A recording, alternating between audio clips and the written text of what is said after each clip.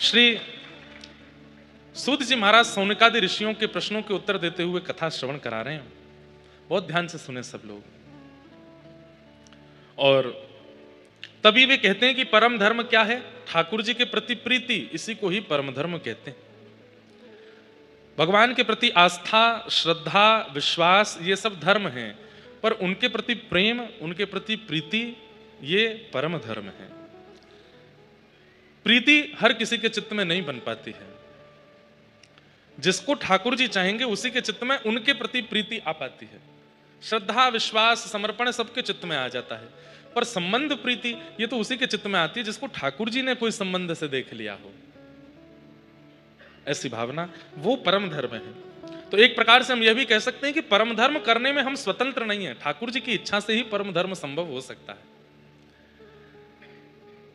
सूत जी महाराज सौनकादि ऋषियों को अनेक विषय सुनाते हुए भगवान के अवतारों का विषय सुनाते हैं, भागवत जी की रचना का क्रम सुनाते हैं। श्रीमद् भागवत जी की रचना क्यों की गई? बद्रिक आश्रम में श्री वेदव्यास भगवान विराजमान थे। मानव कल्याण के लिए कुछ लिखना चाहते हैं, तब उन्होंने एकमेकम चतुर्विधम, 4 वेदों की रचना की। 4 वेद लिखने के बाद अनेक पुराण भी लिखे, लेकिन मन को शांति नहीं मिली। तब नारद जी महाराज ने आकर के वेदव्यास जी को समझाया, न यद्वचश्चित्र पदम हरेर्यशो जगत पवित्रम प्रगणित करहचित तद्वायुषम तीर्थमुशन्ति मानसाः न यत्र हंसा निर्मक्त शिक्षया। आपने ग्रंथ तो बहुत लिखे, बहुत ध्यान से सुनिएगा सब लोग, इधर देखिए। आपने ग्रंथ तो बहुत लिखे वेदव्यास जी, पर उन ग्रंथों में ठाकुर जी का निर्मल यश नहीं लिखा है, इसलिए आपका चित्त अशांत है। तब वेदव्यास जी बोले, निर्मल यश से आपका अभिप्राय क्या है? बोले, ठाकुर जी बलवान हैं, ये ठाकुर जी का यश है। ठाकुर जी सुदर्शन चक्रधारी हैं, ये ठाकुर जी का यश है। ठाकुर जी तीनों लोकों के स्वामी हैं, ये ठाकुर जी का यश है, ऐश्वर्य है। पर वही ठाकुर जी व्रज में कैसी लीला करते हैं, ये ठाकुर जी का निर्मल यश है। वही ठाकुर जी मक्खन के लिए रोते हैं, वही ठाकुर जी गोपियों के यहाँ जाके मक्खन चुराते हैं, वही ठाकुर जी परब्रह्म होते हुए गैया चराते हैं, हो कहते हुए गैयाओं को हाँकते हुए चलते हैं। ये ठाकुर जी का निर्मल यश है। आपने ये कहां वर्णन किया? कहीं भी नहीं, इसलिए आपका चित्त अशांत है, क्योंकि आपने ठाकुर जी के ऐश्वर्य का वर्णन किया है, ठाकुर जी की निर्मल यश का वर्णन नहीं किया। निर्मल यश, वृंदावन में ठाकुर जी का निर्मल यश है। यहां ठाकुर जी शंख चक्र गदा पद्म धारण नहीं करते, 2 भुजा से ही वो सब करते हैं जो शंख चक्र वाले ठाकुर जी करते हैं। क्यों 4 भुजा क्यों धारण नहीं कर रहे? बोले, ये ब्रजवासीन के आगे अगर 4 भुजा धारण कर ली तो मुझको परमात्मा मानेंगे, मुझको लाला नहीं मानेंगे। ये ठाकुर जी का निर्मल यश है। गैयाओं के पीछे डोलते हैं, गोपियों के घर जा जा करके माखन चुराने की भावना रखते हैं, गोपियों के साथ में रास विहार करते हैं, प्रिया जी के साथ में, श्री जी के साथ में मधुर लीला करते हैं। ये सब ठाकुर जी का निर्मल यश है। आपने कहां लिखा? कहीं भी नहीं, इसलिए आपका मन अशांत है। ऐसा कोई वर्णन करो जहां पे ठाकुर जी का ऐश्वर्य ना हो, निर्मल यश हो। बंधुओं, जब कोई व्यक्ति बहुत बड़ा बन जाता है, तो आजकल के लोगों का भी ऐसा स्वभाव है कि जो व्यक्ति बहुत बड़ा बन जाता है तो फिर उससे जब इंटरव्यू करते हैं या उससे बातें करते हैं तो उसकी निजी बातें पूछते हैं। आप घर में कैसे रहते हो, आपको भोजन में क्या अच्छा लगता है, आप घूमने कहाँ जाते हो, आपकी हॉबीज क्या हैं? क्यों? वो सुनकर के जो ऐश्वर्यवान व्यक्ति, जिसके बाहर का रूप दिख रहा है, जो हमेशा एक ऐश्वर्य में ही रहता है, एक यश में ही रहता है, एक समाज के किसी उत्थान में ही रहता है, वो निज स्थिति में कैसा रहता है, उसको देखने सुनने की लोगों में इच्छा रहती है। वही उसका निर्मल यश है। वही नारद जी कह रहे हैं, आपने वो लिखा नहीं है, इसलिए आपका मन अशांत है। ठाकुर जी सोते कैसे हैं, इसका वर्णन करो। कैसे सोते हैं ठाकुर जी?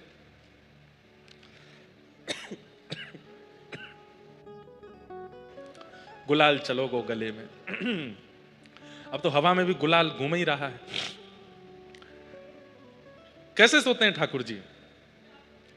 चंद्र खिलौना ले हूं सुमैया मोरी, चंद्र खिलौना। मैया मुझको चंद्रमा चाहिए। मैया बोली, लाला चंद्रमा चाहिए? बोले हाँ। अच्छा लाला आज सो जा, कल दे दूंगे। नहीं नहीं अब ही चाहिए मैया, या को तू तोड़ के लाऊ ऊपर ते।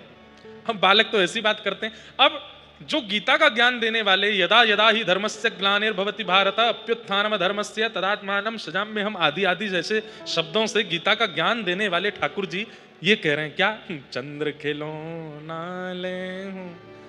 मैया की गोद में लेटे हैं, खिड़की के पास में ठंडी ठंडी हवा चल रही है, तो मैया खिड़की के पास लेकर के बैठी है। और ठाकुर जी इतने में ही देखे, मैया जी कहा है? ये ऊपर चमक रो कहा है जी, कहा है? तो मैया ने कही, लाला जी चंद्र खिलौना है। बस खिलौना नाम सुनते ही ठाकुर जी मचल गए, मुंह को तो यही चाहिए। मैया बोली आज ना मिलेगा, कल दूंगी। ना देगी मैया? बोले ना दूंगी। ना देगी? ना दूंगी। सोनो तो दूर, ठाकुर जी गोदी से उछल के नीचे आ गए। जय हो लोट अब ही धरेण पे, जय हो लोट अब ही धरनी। ब्रज भाषा है, समझ में आ रही है? अच्छा, कई मैयाओं के बालक ऐसे होते हैं, एक तो बालक जिद्दी ऐसे होते हैं, चिल्लाते हैं, रोते हैं, चीखते हैं, पर कई बालक ऐसे होते हैं, मैंने देखे हैं, वो जिद में अपना सिर पटकने लगते हैं जमीन पे। बोले ला के दो, सिर मारने लगते हैं दीवार में जाके। और कभी कभी उनको पता चल जाता है कि दीवार और जमीन से लग जाती है, तो गद्दे में सिर मारते हैं, यहां लगेगी नहीं। कई बालक मैंने देखे, वो अपने जोर से अपने बाल खींचते हैं अपनी मां को दिखाते हुए। कितना इमोशनली टॉर्चर करते हैं मैयाओं को। ये लाला भी, कन्हैया भी ऐसे ही है। मैया के सामने लेट गए जमीन पे, ना देगी मैया? बोले ना दूंगा। सोई अपने शरीर को पूरी रज में लपेटने लगे, गंदगी उछाल उछाल के अपने ऊपर लगाने लगे। जय हो लोट अब ही धरेण पे, तेरी गोद ना आए हूं, सुन मैया मोरी, तेरी गोद मैया ने जैसे ही देखी, रज लिपटाए रहो, गंदगी उछाल रहो है। मैया बोली, लाला देख ले, ऐसा मत करे। वो ना मैया ऐसा ही करूंगा अब तो मैं। मुझे कहा, एक तो तू बुरो बावड़ो कारो, ऊपर ते रज लगा लेगो, गंदगी में लोटेगो तो और बुरो है जाएगो। मुझे कहा, ये गोपी जन जो तू को देखती रहे कहा है, कल ते और बुरा लगेगा तो तू को देखूंगी भी ना। ठाकुर जी इतने में बैठ के खड़े हो गए और अपने आप को झाड़ने लगे। गोपी ना देखेंगे मोकू? ना देखेंगे। देख तेरे बाल बिगड़ गए, आजा तेरी चोटी कर दूं। ना मैया, अब मैं तोते अपनी बेड़ी नहीं गुथाऊंगो, अपनी चोटी नहीं बनवाऊंगो, मैं ऐसे ही रहूंगो। अब तू मोकू या तो चंद्र खिलौना दे, नहीं तो मैं अपने बालन को और भुज्जा से बना लूंगो। सो मैया बोली, मोह कहा है, जुआ पड़ जाएंगी तेरे बालन में, एक दिन तो खींच के ले जाएंगी जमुना जी में फेंक देंगी। अच्छा मैया, जुआ पड़ जाएंगे? बोले हाँ, ले बना ले। मैया लेकिन मेरी एक बात सुन ले, मैं कपड़ा तो साफ करवा लूंगा, चोटी तो बनवा दूंगा, लेकिन कल मैं गोकुल में हल्ला करूंगा। बोले कहा, हूं तो सुत में नंद बाबा को, हूं तो सुत में नंद बाबा को, तेरो सुत ना कहे हूं, सुन मैया मोरी, तेरो सुत ना कहे। मैं पूरे गोकुल में हल्ला कर दूंगा कि आज से मैं केवल नंद जी को लाला हूं, मेरी कोई मैया ना है, मैं यशोदा को लाला ना हूं। और जाने मुंह से यशोदा के लाला कही, वाके मुंह में मैं गोबर फेंक दूंगा, मैं तो केवल नंद जी को लाला हूं। मैया से जैसे ये बात कही, सो मैया ने घबरा गई, सोई लाला पकड़ लिए। मेरी सुन इत आओ लाढ़ ले, मेरी सुन इत आओ लाढ़ ले, बलभद्र को न जने हूं, सुन लाला मेरे, बलभद्र को न जने हूं। लाला लाला यहाँ पे यहाँ पे पकड़ने लगी तो ठाकुर जी भागे। तो बोले ऐसी बात है लाला जो बलराम को नहीं पता चलनी चाहिए। सोई ठाकुर जी रुक गए, मैया जल्दी तक है, ऐसी कौन सी बात है। सोई मैया ने गोदी में उठा लिए और मैया ने कही, लाला तू को चंद्र खिलौना चाहिए? बोले हाँ। अरे चंद्र खिलौना तू सुंदर, या तू ज्यादा गोरो, या तू ज्यादा आकर्षक, और बढ़िया तोकू मैं तो नई दुल्हनिया ले हूं, सुन लाला मेरे, नई दुल्हनिया ले। ओहो, जैसे ही सुनी ठाकुर जी तो अंक में भर लेंगे यशोदा, मैया मैं तेरो ही लाला हूं, मैं तेरो ही लाला हूं, मैं अब सो रोज नहाऊंगो, नए नए लत्ता पहनूंगो, रज में नहीं डोलूंगो, रोज अपनी बेड़ी गुथाऊंगो, मैया पर मेरी बात सुन। बोले कहा, मेरी सुन मैया मोरी, मेरी सुन मैया, मैं अबही बिहावे जय हूँ, सुन मैया मोरी अबही बिहावे। मैया बोले कहा, बोले अबही ब्याह करा मेरो।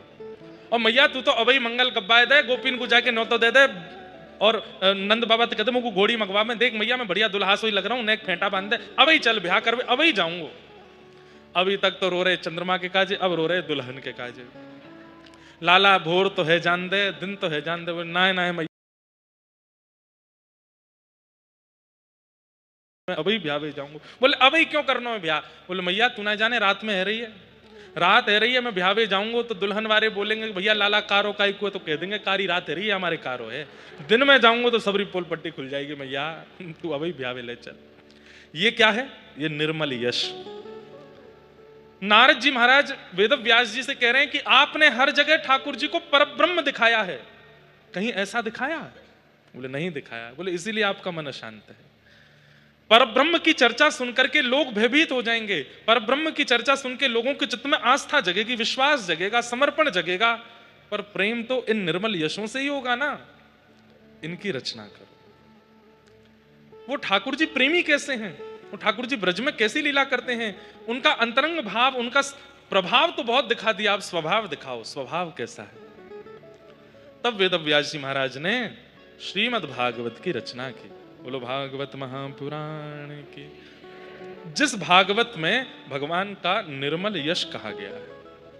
बंधुओं, छोटे छोटे संकेत हैं ठाकुर जी की ब्रज लीला में, कौन कौन सी लीला की है, और उन्हीं संकेतों से अष्ट सखाओं ने, सूरदास जी ने, मीराबाई ने और जितनों ने भी ब्रज साहित्य को आया, उसी भाव से ही सुनकर के सबने उसका विस्तार कर दिया, उसका प्रकाश कर दिया।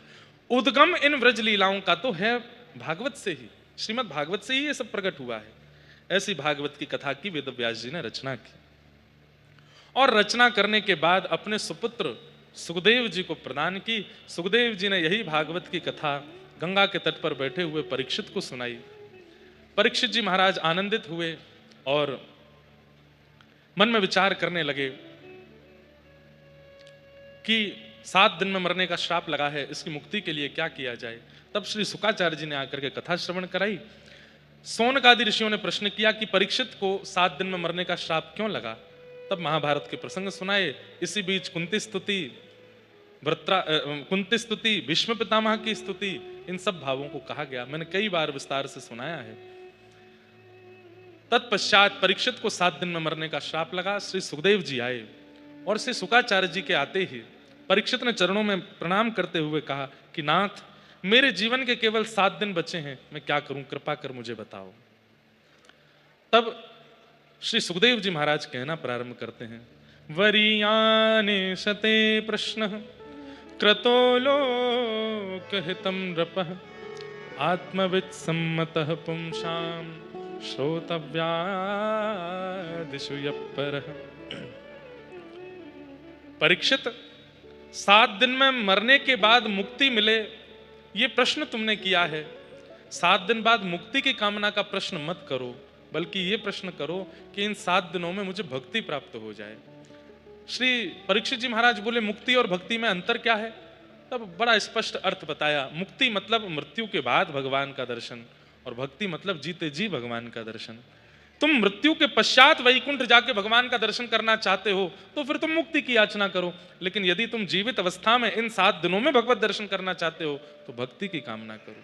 तुरंत परीक्षित जी ने चरणों में प्रणाम करते हुए कहा, अब मुझे मुक्ति की याचना नहीं है, कृपा कर मुझे भक्ति दान दीजिए, मुझे भक्ति प्रदान कीजिए।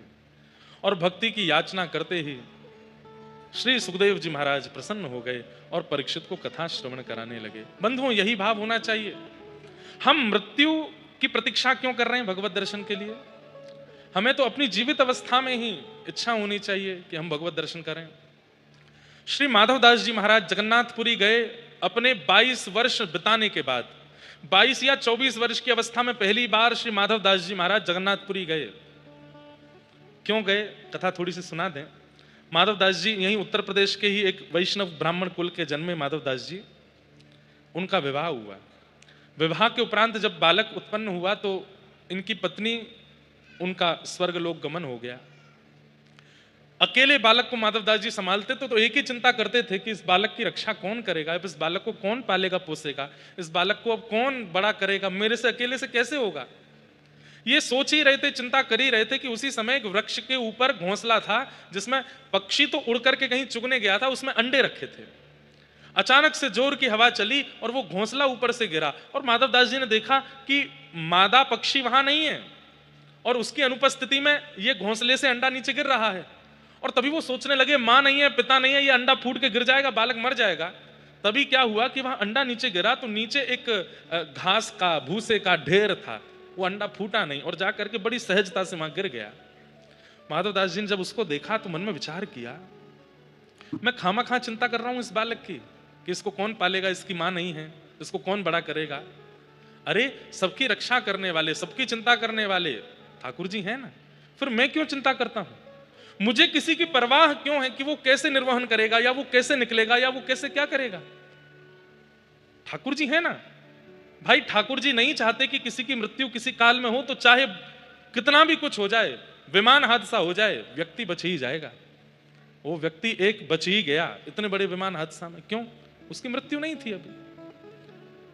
ठाकुर जी ने सब कुछ चयन करके रखा है, सब कुछ विचार करके रखा है। मैं आप केवल चिंता करके अपना समय व्यर्थ करते हैं। चिंता मत कीजिए, हाँ कोई असमंजस में पड़ा है तो निश्चिंत होकर के ठाकुर जी से मंगल करेंगे। मेरा काम है मदद करना, मैं मदद कर देता हूं या मैं सहायता कर देता हूं या इस क्रियाकलाप से इसको बाहर निकालने का प्रयास करता हूं, बाकी होगा वही जो ठाकुर जी चाहेंगे।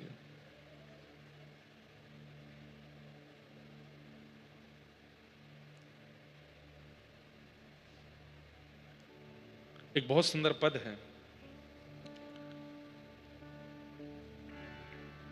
गोपाल की सब होए होने, गोपाल की सब होए होने, गोपाल की सब होने, गोपाल की सब होए होने, गोपाल की सब।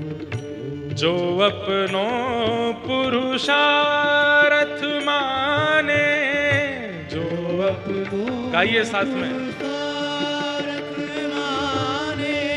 मैं कथा सुना रहा हूं, अगर ये मैं मानता हूं कि मैं सुना रहा हूं, तो अगली पंक्ति में ऐसे सोचने वालों को जो ये सोचते हैं कि मैं कर रहा हूं, उनके लिए कह रहे हैं, जो अपनों पुरुषार्थ माने, जो अपनों पुरुषार्थ माने, अति झूठो है सोई,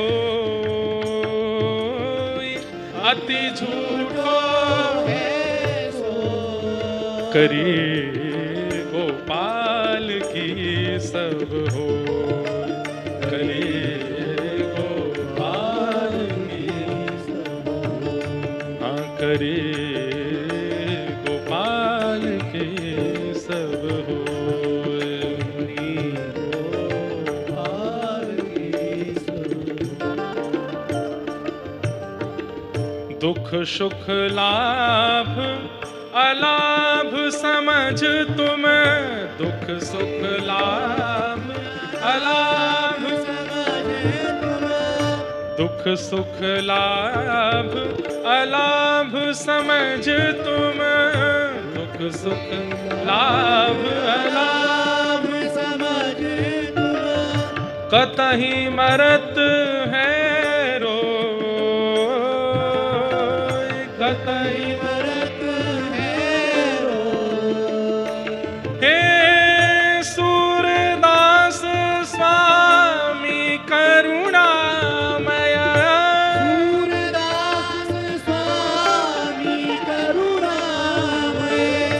हमारी बात सुनो।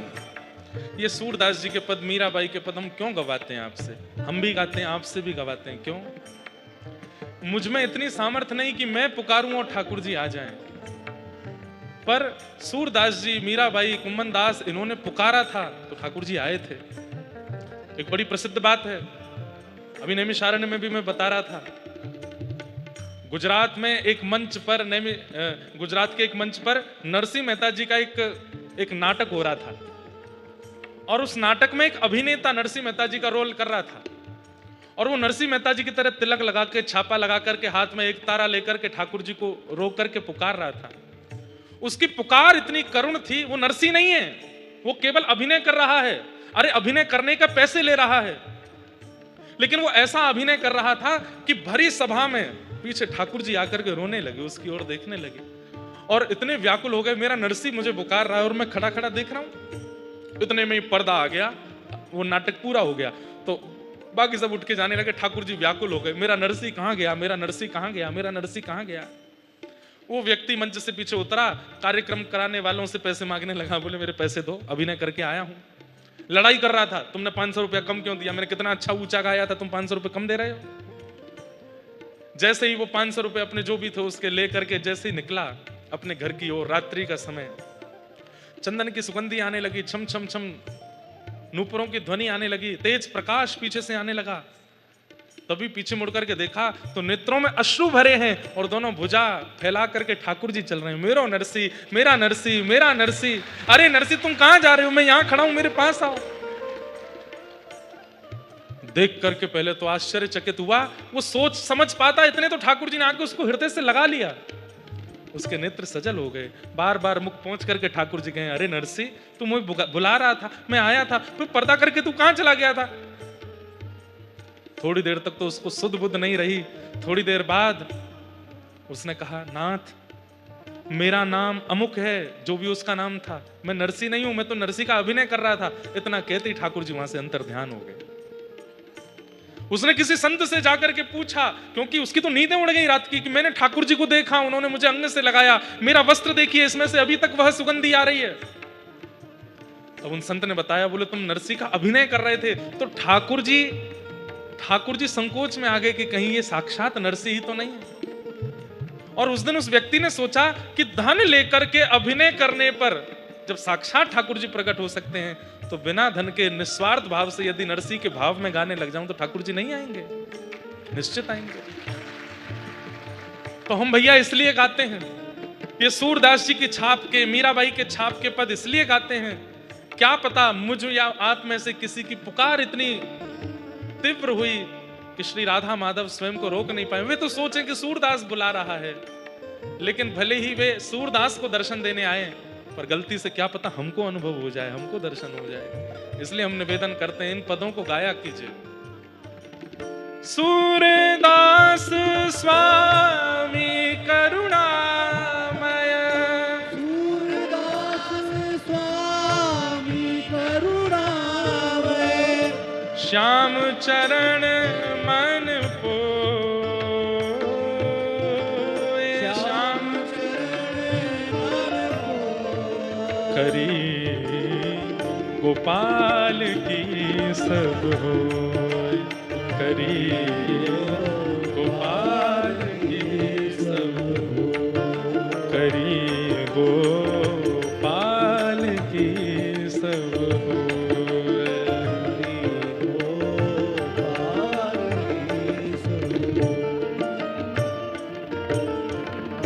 होई सोही जो राम रचि राखा, वही होगा जो ठाकुर जी चाह रहे होंगे। आप क्यों चिंतित हो रहे हो? चिंतित मत होइए, निश्चिंत होकर के अपना जीवन फिल्म समझ करके जीजिए। डायरेक्टर साहब ने अगली स्क्रिप्ट में क्या लिखा है क्या पता, कुछ अच्छा ही होगा। तो बस उसकी ओर आगे बढ़ते रहिए, बढ़ते रहिए, बढ़ते रहिए। माधव दास जी महाराज अपने पुत्र के लिए चिंतित हो रहे थे कि इसका पालन लालन कौन करेगा। तभी वो अंडा गिरता हुआ देखा और वो समझ गए कि जब इसकी रक्षा ठाकुर जी कर सकते हैं तो मेरे बालक की भी वही करेंगे। और अपने परिवार वालों के बीच में अपने एकमात्र पुत्र को छोड़ करके माधव दास जी जगन्नाथपुरी चले गए। और जब जगन्नाथपुरी आए तो श्री जगन्नाथ जी के चरणों में आकर के महाप्रभु जगन्नाथ जी का दर्शन करके इतना रोए, इतना रोए। किसी ने पूछा क्यों रो रहे हो? ठाकुर जी के विरह में रो रहे हो, ठाकुर जी की याद में रो रहे हो, या ठाकुर जी ने कुछ अनुभव कराया इसलिए रो रहे हो? ये क्या है भैया, सी क्यों होती है बीच में? क्यों रो रहे हो? तब माधव दास जी कहते हैं, मैं इसलिए रो रहा हूं इस सुंदर जगन्नाथ छवि को देखने में मैंने 24 साल निकाल दिए। मैंने 24 साल पहले क्यों नहीं देखा इनको? मैंने पहले आके ही इनका दर्शन क्यों नहीं कर लिया? मैंने उस युवा अवस्था को, मैंने अपने 24 वर्ष की अवस्था को व्यर्थ गवा दिया, इसलिए रो रहा हूं। अब मुझे पता नहीं है कि मेरे कितने दिन बचे हैं। हो सकता है 24 महीने बचे हों, 24 घड़ी बची हों, 24 घंटे बचे हों। अब पता नहीं मेरे पास कितना समय है। यदि मैं पहले ही दिन आ गया होता और जगन्नाथ जी को देखने लग गया होता तो कम से कम 24 वर्ष जगन्नाथ जी को देख करके निकलते, इस बात का प्रमाण मुझ पर होता। अब मैं कितने दिन देख पाऊंगा, मुझ पर कोई प्रमाण नहीं है, इसलिए रो रहा हूं कि मैंने 24 साल क्यों व्यर्थ कर दिए।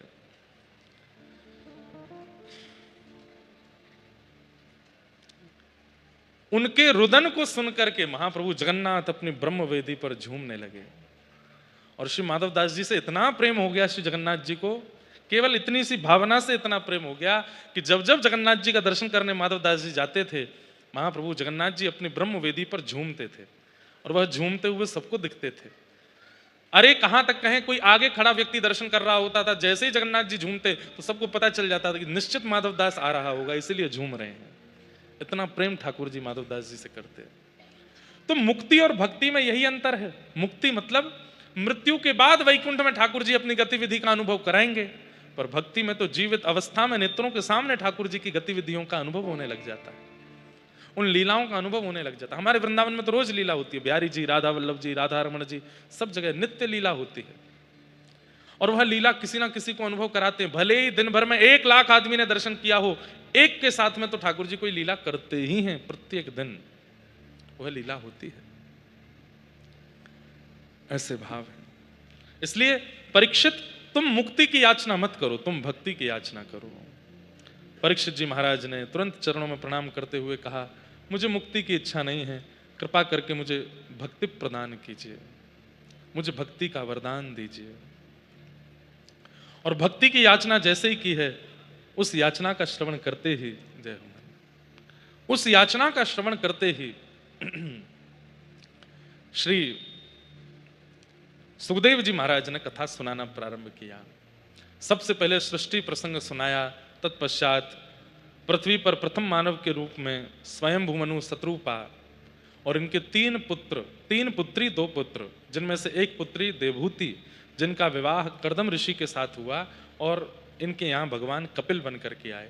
बोलो कपिल भगवान की। कपिल भगवान ने देवहूति माता को ज्ञान उपदेश किया।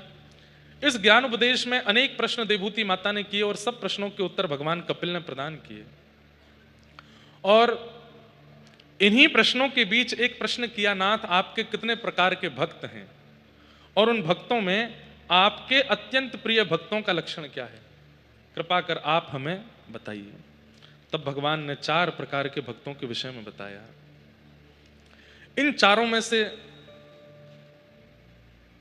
हम कौन से हैं, ये अनुभव हमें करना चाहिए। सतोगुणी, रजोगुणी, तमोगुणी और निर्गुणी, ये 4 प्रकार के भक्त हैं। सत्व, रज, तम और निर्गुण।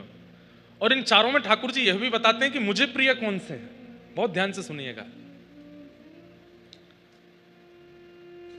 भक्ति योग वह विधो मार्गैर्भामिनि भाव्यते स्वभाव गुण मार्गेण पुंसां भावो भविद्यते। सब लोग इधर देखो, इधर देखो, यहां देखो, कथा सुनो, बहुत ध्यान से सुनो। भगवान स्वयं बता रहे हैं, श्री भगवान उवाच, लिखा है भगवान बोल रहे हैं मेरे कितने प्रकार के भक्त हैं और मुझे उनमें से कौन से प्रिय हैं। तब भगवान कहते हैं, अभिसंधाय यो हिंसाम दंभं मात्सर्यमेव वा संरंभी भिन्नग्भावं मयि कुर्यात् स तामस। तामस भक्त कौन है? अभिसंधाय यो हिंसाम, मैया जो मेरे समीप किसी अन्य के प्रति ईर्ष्या की भावना से आता है, ऐसा व्यक्ति तामसी भक्त है, वो तामस भक्त है।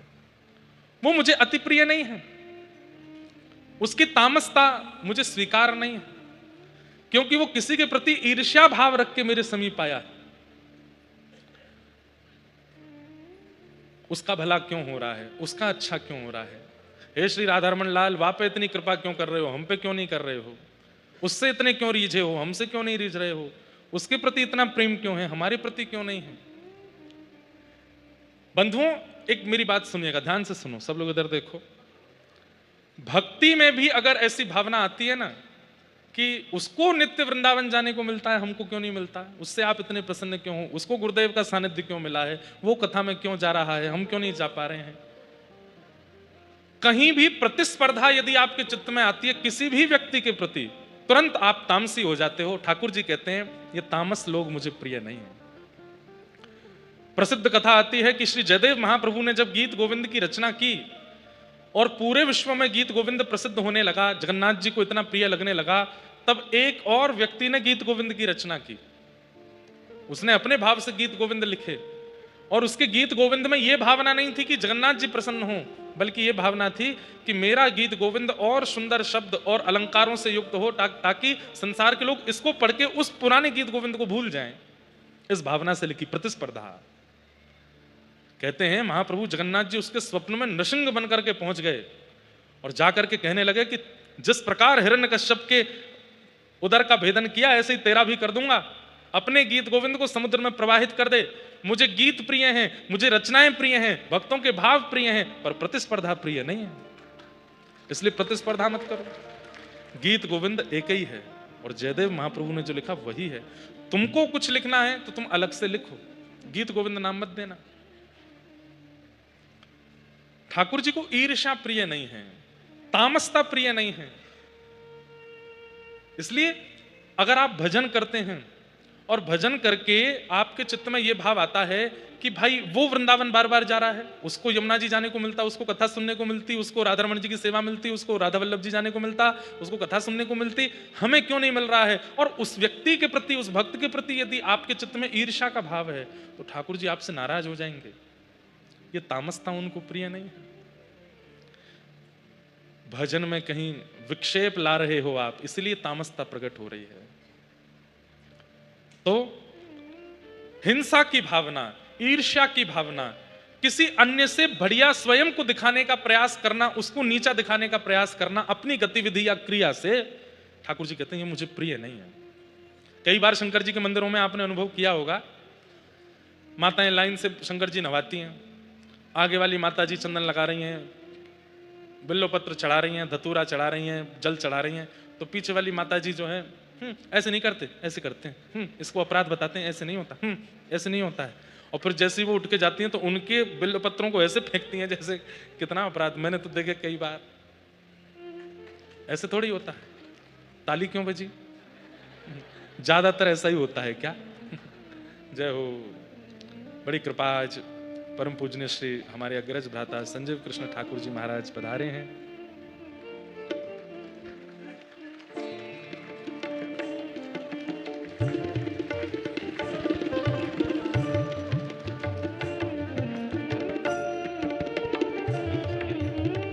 कितनी देर विराजेंगे?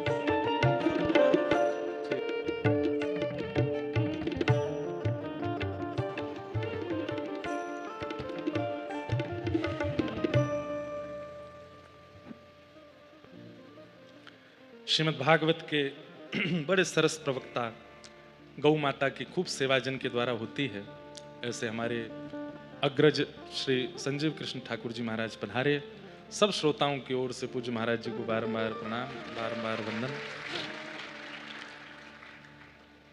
अभिसंधाययो हिंसाम दंभम मात्सर्यमेव वा संरंभी भिन्द्रग्भावं मयि कुर्यात् सतामस। तो ठाकुर जी क्या कह रहे हैं? मैया ये मेरे प्रथम श्रेणी के भक्त हैं, इनको क्या कहते हैं? ये तामस भक्त हैं और ये मुझे प्रिय नहीं है। क्यों? क्योंकि इनकी भक्ति में सदा दूसरे के प्रति ईर्ष्या ही रहती है। ये मेरा दर्शन तो करते हैं, ये मेरी परिक्रमा तो करते हैं, ये यमुना स्नान, गंगा स्नान, तीर्थ याटन सब करते हैं, पर इसके बाद भी ये दूसरों से ईर्ष्या करना नहीं छोड़ते। ये दूसरों के प्रति मात्सर्य भाव का त्याग नहीं करते। इसलिए मैया ये मुझे प्रिय नहीं है। और बंधुओं एक बात कहें, बहुत भक्त वैष्णवों के चित्त में यह अनुभव किया गया दिन भर में 8-8 बार राधा रमण जी के दर्शन करने वाले, अष्टयाम दर्शन करने वाले भी जब उनके सामिप्य में जाकर के मिले, बिहारी जी की नित्य की सेवा करने वाले, नित्य वृंदावन परिक्रमा करने वाले, उनके सामिप्य में जाकर के भी जब उनके हृदय के भाव देखे तो उनके हृदय के भाव में भी अन्यों के प्रति दोष गुण इन सब का चिंतन है। और यही तामसिकता है, ये ठाकुर जी को प्रिय नहीं। इसलिए हमारी मां ने तो कम से कम इतना कीजिए कि माला हाथ में ली है, कंठी गले में धारण की है, एकादशी नियम रखा है, वृंदावन वास की भावना रखी है, तो सबसे पहले दूसरों में गुण देखना प्रारंभ कीजिए, दोष नहीं देखिए। ये दोष दृष्टि हमारी स्वाभाविक दृष्टि है, स्वाभाविक दृष्टि है। आपको कह दिया जाए चलो एक व्यक्ति को हम बुला के मंच पर खड़ा कर दें और सबसे कह दें चलो इसमें दोष देखो, तो आप लोग बहुत जल्दी जल्दी दोष बता दोगे। इसके कान छोटे हैं, इसके पाम ऐसे हैं, इसका मुंह ऐसा है, इसके पेट ऐसे हैं, और चलो इससे थोड़ी वार्ता करके और दोष बताओ। महाराज जी ये बोलता ऐसे है, इसके अंदर थोड़ी हमको चातुकारी सी लग रही है, ये थोड़ा चतुर है, ये ऐसा है वैसा है। लेकिन आपसे कह दिया जाए चलो आपने दोष तो 100 बताओ, गुण बताओ, तो गुण ढूंढने में व्यक्ति को महीनों लग जाते हैं, साल लग जाते हैं, गुण नहीं दिखता, दोष बहुत जल्दी दिख जाते हैं। और यही तामसिकता है। सामान्य व्यक्ति दोष देखे कोई दिक्कत नहीं, लेकिन भजनानंदी के चित्त में दोष दृष्टि नहीं होनी चाहिए। अरे अत्यंत दोषी में भी जो गुण दिखे वो भजनानंदी है, अत्यंत दोषी में भी जो गुण का दर्शन करे। भैया ये प्रथम श्रेणी के भक्त हैं, तामसी भक्त, ये मुझको प्रिय नहीं है। दूसरे भक्त कौन से? बोले राजस भक्त। बोले इनका स्वभाव कैसा होता है कि विषयान भिसंधाय यश ऐश्वर्यमेव वा अर्चादावचयेद्यो मां पृथक् भाव सतामसः राजसः। विषयान भिसंधाय यश ऐश्वर्यमेव वा, जो विषयों में पड़े रहते हैं और यश ऐश्वर्य की ही कामना से मेरा ध्यान करते हैं। कई लोग क्या बताएं, मंदिर में जाके यश ऐश्वर्य की कामना तो करते हैं, पर कथा भी इसीलिए कराते हैं कि हमारी नगर में चर्चा हो जाएगी, हमारी नगर में कह जाएगी महाराज जी बुला लिए इनने, महाराज जी आपको इसलिए कथा करनी है ताकि मुझे रिश्तेदारों को दिखाना है कि देखो मैंने कहा हाँ भले ही महाराज जी पिस जाए बीच में, तुम्हारे रिश्तेदारों को पता चलनी चाहिए कि तुमने महाराज जी बुलाए। ऐश्वर्य की कामना से, यश की कामना से, संपत्ति की कामना से, विषयों की कामना से जो मेरा भजन करते हैं मैया, ये राजस भक्त हैं, ये भी मुझको बिल्कुल प्रिय नहीं लगते। बोले कभी भी निस्वार्थ भाव से मेरे सामने आते ही नहीं है, ये जब जब आते हैं। अब एक बड़ी प्रैक्टिकल बात है, कोई व्यक्ति रोज आपके द्वार पर आता है, आप जब जब मिलते हो तो आपसे कहता है आप बहुत अच्छे हो, आप बहुत प्यारे हो, आप बहुत सुंदर हो, मैं आपकी आरती उतारूं, लेकिन इसके बदले क्या कर दो, इसको मेरा घर बनवा दो, मुझे प्लॉट दिलवा दो, वृंदावन बहुत महंगा है, बहुत महंगी जमीन मिल रही है, वो जो प्रॉपर्टी डीलर हैं आपके मित्र हैं उनसे कह के करवा दो। एक दिन हो गया, 2 दिन हो गया, हर दिन वो व्यक्ति आकर के पहले तो आपकी प्रशंसा करता है, आप बहुत अच्छे हो, बहुत प्यारे हो, किसी की नजर नहीं लगे, बस एक काम करवा दो। बोले क्या? हमें घर दिलवा दो वृंदावन में। 10-5 दिन बाद क्या होगा? आप घर से निकलने से पहले खिड़की से देखोगे बाहर खड़ा तो नहीं है, और खड़ा दिखेगा तो किसी से कह दोगे, बोले उससे कह दो कि वो तो बीमार हैं। अगले दिन फिर आ जाएगा तो बोल देना हॉस्पिटलाइज्ड हो गए। तीसरे दिन वो आके बोलेगा कौन से हॉस्पिटल में, हॉस्पिटल का नाम बता दो, कह देना वो तो पधार ही गए, चले गए। रोज इस प्रकार की भावना से आने वाले व्यक्ति से जब हम ऊब जाएंगे तो ठाकुर जी नहीं ऊबते होंगे। अरे स्वामी विवेकानंद के पास एक व्यक्ति गया, उसने जाकर के कहा आप कितनी बड़ी संस्था है, मुझे इतना रुपया जो है वो दे दो, दान में दे दो। तो स्वामी विवेकानंद जी बोले तुम्हारे पास कुछ नहीं है? बोले कुछ भी नहीं है। बोले हाथ दिए भगवान ने, पैर दिए भगवान ने, बुद्धि दी भगवान ने, थोड़ा परिश्रम करो, कमा करके थोड़ा खा लो। बोले नहीं नहीं, इन सब से कुछ होने वाला नहीं है। तो स्वामी विवेकानंद एक अस्पताल में ले गए, बोले यहाँ पर कई लोग हैं, किसी को किडनी की जरूरत है, किसी को आंखों की जरूरत है, किसी को अंग दान की जरूरत है, तो एक काम करते हैं। बोले क्या? पूरा लिस्ट बनाई, इतने लाख में लिवर बिकेगा, इतने लाख में एक आंख चली जाएगी, इतने लाख में ये, इतना प्लस करके बोले इतना तुमको हम दे देंगे, एक एक अंग तुम पे एक्स्ट्रा है, दे दो, एक आंख दे दो, एक ये दे दो, एक वो दे दो। हाथ जोड़ करके बोला नहीं नहीं, इन सबको कैसे दे? बोले सब कुछ तो ठाकुर जी ने इतना बहुमूल्य दिया, फिर शिकायत क्यों रहती है हमेशा? परिश्रम करो, अपने तन को उस कार्य में लगा करके उससे जो चाहते हो वो ऐश्वर्य प्राप्त कर लो। ठाकुर जी के भरोसे क्यों हो? दैव दैव आलसी पुकारा, जो देवताओं के भरोसे पड़े रहते हैं वो आलसी हैं। परिश्रम कीजिए, परिश्रम करेंगे तो देव भी सहायक बन जाएंगे। लेकिन ठाकुर जी कहते हैं मैया जो केवल यश ऐश्वर्य की कामना से मेरी पूजा भक्ति करते हैं मुझे बिल्कुल प्रिय नहीं लगते, मुझे अच्छे नहीं लगते। ये दूसरे भक्त। तीसरे भक्त कौन से हैं? कर्म निर्हार मुद्दिश्य परस्मिन् वा तदर्पणम् यज्ञे दष्टाव्यमति वा पृथक भाव स सात्विक। मैया ये सात्विक भक्त हैं, ये मुझे प्रिय तो हैं पर अति प्रिय की श्रेणी में मैं इनको भी नहीं लेता। बोले ये कैसे हैं? बोले सब कुछ करने के बाद मुझे अर्पित कर देते हैं कि वो कर रहे हैं। हम तो केवल क्रिया करने वाली कठपुतली हैं, कराने वाले सब ठाकुर जी हैं। अपनी प्रत्येक क्रिया का समर्पण मेरे प्रति कर देते हैं, कृष्णार्पणमस्तु सब मेरे प्रति छोड़ देते हैं। ये मुझे प्रिय तो हैं, ये सात्विक हैं। और ये जब जब मेरे सामने आते हैं तब तक कहते हैं ना हमें कुछ चाहिए, ना हमें आपसे कोई याचना है, पर जो कृपा आपकी है वो कृपा बनाए रखना। कृपा की न होती जो आदत तुम्हारी तो सुनी ही रहती अदालत तुम्हारी। कृपा की न होती जो आदत तुम्हारी। कृपा। इस श्रेणी में कौन आते हैं पता है? अर्जुन। इस श्रेणी में आते हैं अक्रूर। इस श्रेणी में कौन आते हैं? वसुदेव जी। इस श्रेणी में आते हैं श्री रुक्मणी जी। इस श्रेणी में आती हैं भगवान की समस्त पटरानियां। मतलब द्वारिका के सब यदुवंशियों को हम इस श्रेणी में ले सकते हैं। ये सब ठाकुर जी से प्रेम तो करते हैं पर कृपा की भावना भी रखते हैं चित्त में। ठाकुर जी कहते हैं मुझे प्रिय हैं पर अति प्रिय में ये भी नहीं आते। तो फिर अति प्रिय कौन है? तब भगवान चौथे भक्तों का लक्षण बताते बताते नेत्र सजल कर लेते हैं और कहते हैं मैया मेरे चौथे भक्त कौन से हैं? आहा कि लक्षणम भक्ति योगस्य निर्गुणस्य हिदाहितम् अहैतुक्य व्यवहिता या भक्ति पुरुषोत्तम।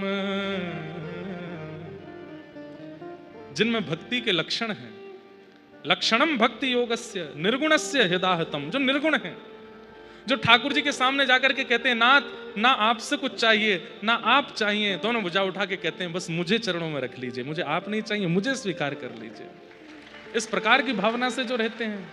और अहैतुक्य व्यवहिता। अहैतुकी भक्ति का मतलब क्या होता है? चाहे जीवन में जो हो जाए पर ठाकुर जी के प्रति अविश्वास ना हो, उसको अहैतुकी भक्ति कहते हैं। कई बार ऐसा होता है कि जीवन में कुछ ऐसी घटना घट गई कि ठाकुर जी से विश्वास उठ गया, तो इसका मतलब ये भक्ति थी, अहैतुकी भक्ति। अहैतुकी भक्ति मतलब ठाकुर जी भुजा मांग लें, ठाकुर जी चरण कटवा, अरे ठाकुर जी सिर भी मांग लें, देने को तैयार हैं, पर उनके प्रति अविश्वास नहीं लाएंगे चित्त में, इसको अहैतुकी भक्ति कहते हैं। और मुझ में आप में ये भक्ति बहुत कम है। एक व्यक्ति हमारी कथा में 4 धाम गया, सारे धामों में कथा हुई, बहुत पहले की बात। तो हर धाम की कथा में उसको फ्रैक्चर हुआ। बद्रीनाथ गया तो वहां पहाड़ से गिर गया, फ्रैक्चर हो गया, कोई बात नहीं, ठीक करा लिया, पलस्तर हो गया। उसके बाद फिर द्वारिका में कथा हुई तो समुद्र गोमती स्नान करने गया तो कहीं गड्ढा था तो गोमती में पाम गया, वहां फिर फ्रैक्चर हो गया। अच्छा, वो हर फ्रैक्चर के बाद मुझसे मिलने आया। ये प्रारंभिक समय की कथा थी, 2017-18 की बात। उस समय हमको लोग महाराज जी कम मानते थे, अपना अधिकार ज्यादा चलाते थे। तीसरी कथा हुई रामेश्वरम, तो वहां पे फिर से समुद्र गया होगा तो फिर वहां पे फिर फ्रैक्चर हो गया। तो मुझे बड़ी सुनाता हुआ आया, बोले महाराज जी आप कोई और काम कर लीजिए। मैंने क्यों? आप कथा के लिए नहीं बने हो। मैंने कि क्यों, मैंने क्या किया? आपकी सारी धामों कथा में आके मैं फ्रैक्चर हो गया। मैंने फ्रैक्चर तुम्हारे हुए, कथा के लिए मैं नहीं बना, आपकी कथा में आया इसीलिए तो हो रहा है।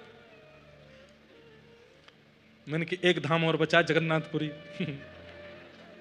मैंने कि अगर वहां फ्रैक्चर हुआ तो ये मत कहना कि मैं कथा के लिए नहीं बना, तुम धामों के लिए नहीं बने हो, तुम धाम मत जाना।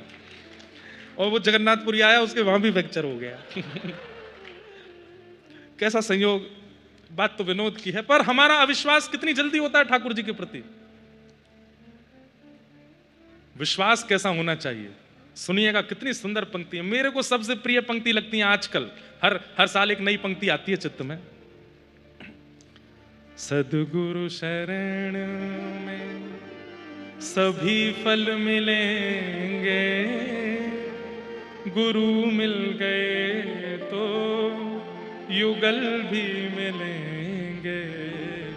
सद्गुरु शरण में सभी फल मिलेंगे।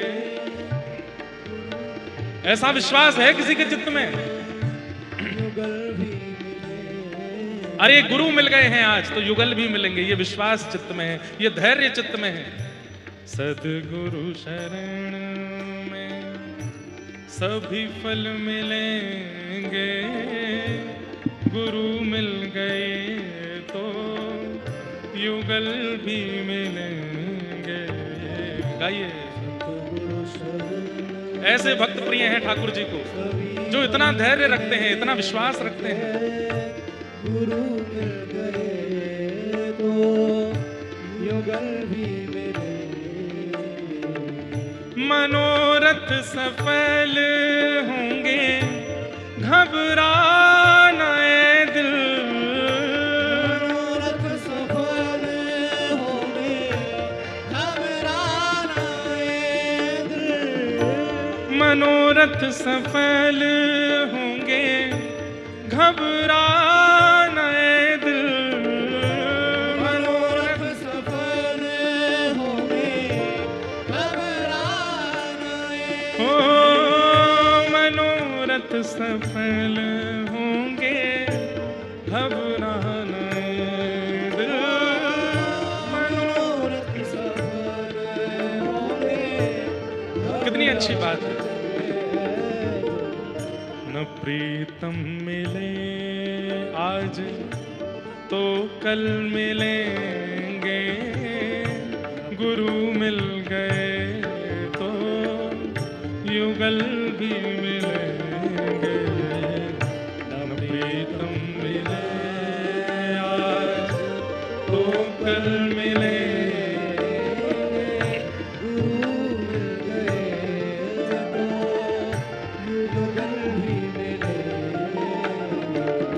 सद्गुरु शरण में सभी फल मिलेंगे, गुरु मिल गए तो युगल भी मिलेंगे।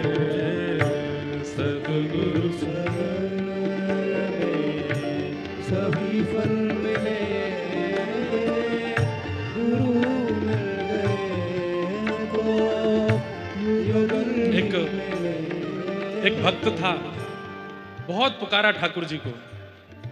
ठाकुर जी प्रकट हो गए और उसकी विरह वेदना से प्रकट होकर के ठाकुर जी ने अपना चरण कमल उसके शीश पर पधरा दिया।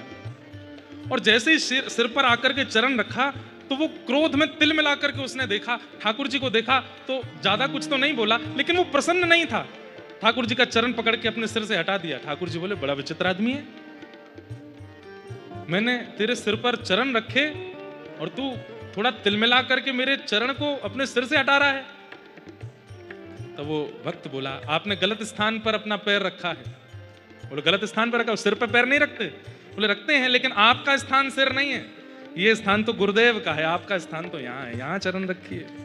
ये सिर तो गुरुदेव को मैं बेच चुका हूं, ये तो गुरुदेव के चरणों में झुक गया है नाथ, उन्होंने स्वीकार कर लिया है। आप तो अपने चरण कमल यहाँ पधराइए, हृदय में पधराइए। ठाकुर जी इतने प्रसन्न हो गए उसकी गुरु निष्ठा पर, हृदय से लगा लिया। अरे गुरुदेव ने तिलक दिया, गुरुदेव ने मंत्र दिया, मैं तो मूढ़ बुद्धि था, परंतु उन्होंने मेरे सिर को स्वीकार किया। आप मेरे हृदय को स्वीकार करो नाथ। न प्रीतम हिले आज तो कल मिलेंगे, गुरु मिल गए तो युगल भी मिलेंगे।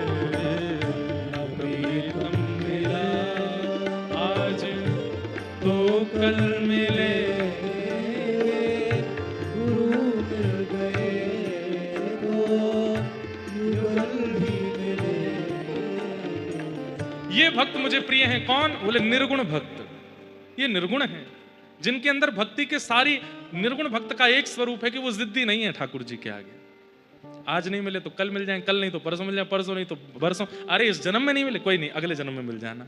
गोपियां यही तो कहती हैं, मैवं विभोर्हति भवान गदितुम नृशंसम सत्यंच सर्व विषयांस्तव पादमूलम भक्ता भजस्स दुर्वग्रहमात्यजास्मान् देवो यथादि पुरुषो भजते मुमुक्षु। पिताजी कथा में सुनाते हैं कि गोपियां अपने पैरों के नख से जमीन में गड्ढा करने लगी। जब ठाकुर जी कहने लगे कि वापस लौट जाओ, ठाकुर जी ने कहा कि गड्ढा क्यों कर रही हो? बोले कि गड्ढा करके अपने प्राणों को आपको देखते हुए त्यागेंगी। हमने सुना है अंते यामति सागति, इस जन्म में आपको देखते हुए प्राण त्यागेंगी, तो इस जन्म में नहीं तो अगले जन्म में मिलोगे, कभी तो मिलोगे। ये एक विचित्र सा जो प्रेम है, इसको निर्गुण भक्ति कहते हैं, और ठाकुर जी कहते हैं ये मुझे सबसे ज्यादा प्रिय है।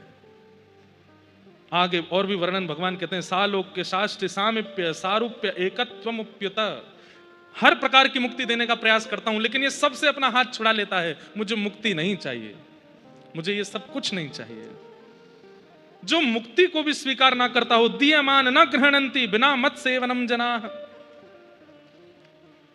बल्कि क्या कामना करता है? वृत्रासुर क्या कामना करता है? न नाक पृष्ठम न च पारमिष्ठम न सार्वभौमम न रसाधिपत्यम न योग सिद्धेर पुनर्भवम वा समंजसत्वा विरहय कांक्षे।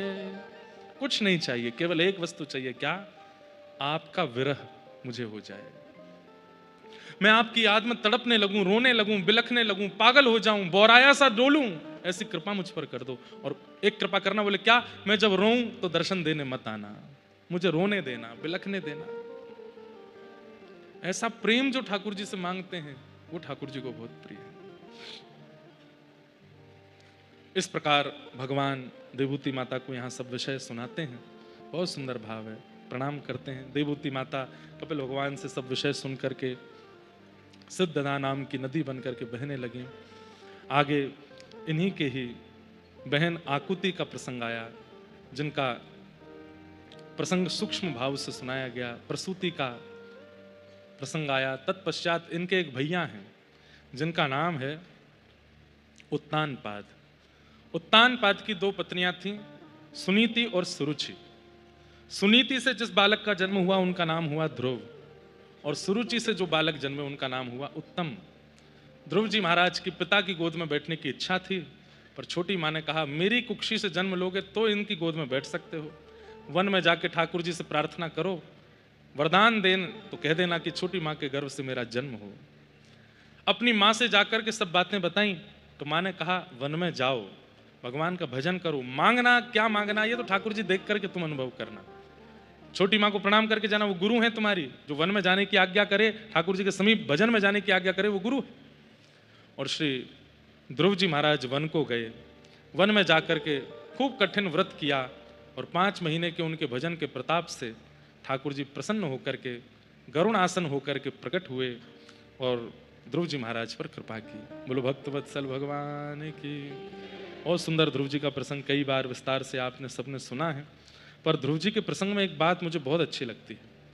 ध्रुव जी महाराज, मैंने एक बात हमेशा कही है कि भक्तों के चरित्र लगभग सबको याद हैं, पर उन भक्तों की जो स्तुति है उस स्तुति के प्रस्तुतिकरण से सीखा कीजिए कि हम अपनी प्रस्तुतिकरण में क्या नवीनता लाएं। ध्रुव जी महाराज ठाकुर जी से क्या कहते हैं? एक तो होता है सीधी बात कि ठाकुर जी आप हमको भक्ति प्रदान कर दो, नहीं, ध्रुव जी महाराज ने एक अलग शब्द कहा है कि भक्ति मुह प्रवहता त्वयि में प्रसंगो भूयादनंत महता ममलाशयाना ये नांजसोल्मणमुरो व्यसनम भवाब्धिम निश्चय भवद्गुण कथामृतपान मत्त। हे नाथ, आपकी कथा सुनने में मेरी रति हो जाए। और कैसी रति हो जाए? कैसी रति होता है? बोले जैसे एक व्यसनी की व्यसन के प्रति होती है। ध्यान से सुनिएगा। जैसे एक एडिक्टेड व्यक्ति की अपने एडिक्शन के प्रति, अपनी वस्तु के प्रति वो एडिक्टेड रहता है, और एडिक्टेड व्यक्ति का स्वभाव कैसा होता है, वो बहाने ढूंढता है अपने एडिक्शन को करने के, चाहे वो जो भी प्रकार का एडिक्शन हो, नशा हो। करने वाला व्यक्ति बस मौके ढूंढता है, बहाने बनाता है, 2 मिनट में ऐसी बातें बना लेता है चित्त में, अरे मुझे बहुत जरूरी काम है, मैं बस अभी आता हूं, तुरंत जाएगा। ज्यादातर एडिक्शन करने वालों को बाथरूम बहुत आता है। हमारे भी आसपास 2-4 लोग ऐसे हैं जो हैं थोड़े से एडिक्टेड। महाराज जी अभी आता हूं 2 मिनट में। मैंने कहा अभी तो आए थे तुम, लिवर विवर चेक कराओ, ठीक है कि नहीं? नहीं बस अभी आता हूं। 2 मिनट के 20 मिनट होते हैं। फिर एडिक्टेड व्यक्ति हर जगह बहाने ढूंढता है अपने उस क्रिया को करने के। ऐसे ही मैं कैसी भक्ति करूं, मैं कैसी कथा के प्रति रति करूं कि मैं बहाने ढूंढा करूं कथा सुनने के, नित्य बहाने ढूंढा करूं। मुझे भजन करने का बहाना मिल जाए, मुझे कथा सुनने का बहाना मिल जाए, ठाकुर जी की सेवा करने का बहाना। अभी बहाने नहीं बनाने पड़ते हमको। हाँ, बहाने कब बनाता है व्यक्ति? मित्रों के साथ घूमने जाना है, ऊधम मचाने जाना है, कुछ उल्टे सीधे काम करने, तो घर में सब बहाने बनाते हैं। पर कई बालक ऐसे भी हैं, मिलते हैं मुझे, वृंदावन और कथा सुनने के लिए बहाना बना के आते हैं, झूठ बोल के आते हैं। बहुत बड़ा असाइनमेंट है, कॉलेज की तरफ से हमको कहीं जाना है, हम 4 दिन बाद आएंगे, और 4 दिन की कह के कथा में आ जाते हैं, कथा सुनते हैं, और कथा सुन के फिर घर पर जाकर कहते हैं, अरे सर तो हमारे बड़े बड़े क्रूर हैं, चिल्लाते रहते हैं हम पे। माता पिता को ये लगता है हाँ हम कोई स्कूल के टूर पे ही गए थे, लेकिन वो गए कहाँ थे? कथा सुनने। अभी नैमिषारण्य में कथा थी, तो नैमिषारण्य की कथा में एक, अब बताने में हमको संकोच तो होता है, पर कई लोगों के चित्त में विश्वास प्रगाढ़ होता है, इसलिए हम कह देते हैं। एक बालिका है, वो जन्म से मुस्लिम है और वे शरणागति ले चुकी हैं। तो वो आई कथा में, तो आते ही हमारे कैमरा वाले भैया हैं परम सुंदर, उनसे जाके बोली कि भैया मेरी फोटो मत खींचना, और वीडियो वाले भैया से कहना मुझे दिखावे नहीं कथा में, क्योंकि हमारे पिताजी जो हैं वो मौलवी हैं, और कहीं उनको पता चल गया तो फिर मेरी जो दुर्दशा होगी वो बहुत। तो बेचारी वो कोने में बैठी पूरी कथा श्रवण करती रोती रही। हमने उससे पूछा, मैंने कहा आप कैसे करती हो भजन? तो कहती हैं कि बस मेरी माँ मुझे सहायता करती हैं, और मैं रात्रि महाराज जी 2 बजे उठ के स्नान करके तब नाम जप कर लेती हूँ। 4 बजे पिताजी उठते हैं, उससे पहले मैं सो जाती हूँ। बस मुझे डर लगता है कि कुछ अनहोनी ना हो। हमने कहा आप रसखान जी का स्मरण कर लिया करो, ताज बेगम का स्मरण किया करो, और सबसे बड़ी बात श्री प्रहलाद जी महाराज का स्मरण कर लिया करो। उनके भी तो माता पिता परिवार विपरीत है, लेकिन फिर भी वो भगवत स्मरण भजन करते हैं, और सब मंगल में होगा, ठाकुर जी सब कृपा करेंगे। तो ऐसे बहाने लगा के भजन में आने वाले जो लोग हैं, वही बात यहां श्री ध्रुव जी महाराज कह रहे हैं कि नाथ मैं केवल पूरे दिन बहाने ही खोजता रहूं आपको भजने के, आपकी कथा सुनने के, मुझे एडिक्शन हो जाए, मुझे लत लग जाए कथा सुनने की। जैसे लत लगने वाला व्यक्ति उस लत के बिना रह नहीं पाता, मैं भी कथा के बिना रह ना पाऊं। मुझे भी आपकी कथा और ये नाम इतना प्रिय लग जाए कि मैं उसके बगैर रह ना पाऊं। अन्य के बिना चल जाए, परिवार के बिना चल जाए, निद्रा के बिना चल जाए, पर आपके बिना मेरे प्राण रुक ना पावे नाथ, ऐसी कृपा मुझ पर करना। ऐसी भक्ति श्री ध्रुव जी महाराज यहां मांगते हैं।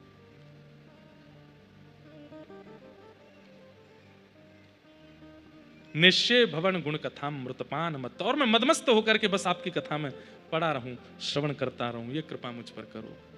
ऐसे श्री ध्रुव जी ने भगवान की स्तुति गाई।